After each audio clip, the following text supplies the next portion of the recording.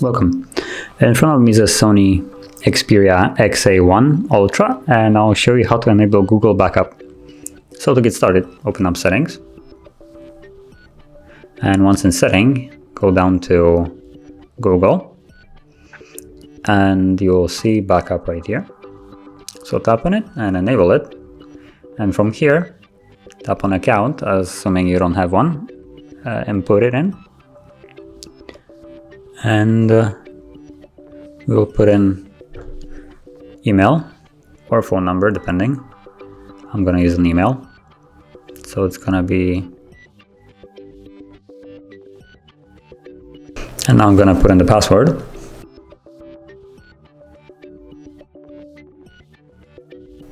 Okay, and then tap next, and you will be presented with this screen.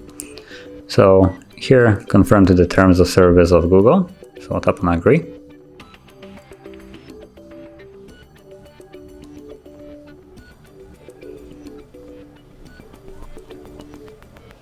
Now you'll see Google services. You can also check some of them off or on. As you can see, backup to Google Drive, so you want that actually enabled.